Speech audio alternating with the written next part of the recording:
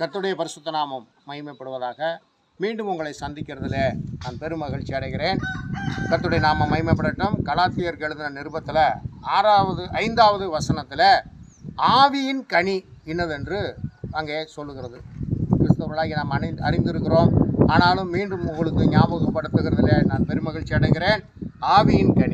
ஆவியின் கனியோ அன்பு, சந்தோஷம், சமாதானம், நீடிய பொறுமை, தயவு, நற்குணம், விசுவாசம், சாந்தம், இச்சையடக்கம், இப்படிப்பட்டவைகளுக்கு விரோதமான பிரமாணம் ஒன்றுமில்லை. ஆகவே பாருங்கள், ஆவியின் கனி, ஆவிக்குரிய கிறிஸ்தவனாகிய ஒருவனுக்குள்ள இது காணப்பட வேண்டும். எது? அன்பு, சந்தோஷம், சமாதானம், நீடிய பொறுமை, தயவு, நற்குணம், விசுவாசம், சாந்தம், இச்சையடக்கம், இப்படிப்பட்டவர்களுக்கு விரோதமான பிரமாணம் ஒன்றுமில்லை.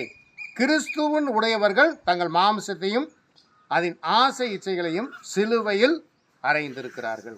நாம் ஆவியினாலே பிழைத்திருப்போமானால் ஆவிக்கு ஏற்றபடி நடக்கவும் கடவோம்.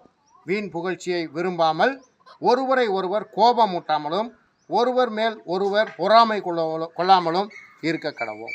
ஆகவே ஆவியின் கனி என்று சொல்லப்பட்டிருக்க இந்த சத்திய வசனத்தின்படி ஆவிக்குரிய கிறிஸ்தவர்களாகி நாம் நடப்போமானால் கர்த்தர் நம்மை ஆசீர்வதித்து அவருடைய சத்திய வழியிலும் நீதியின் பாதையிலும் வழிநடத்தி சென்று அவருடைய ராஜ்யத்தை சோதனத்துக்குள்ள கர்த்தர் உதவி செய்வார்.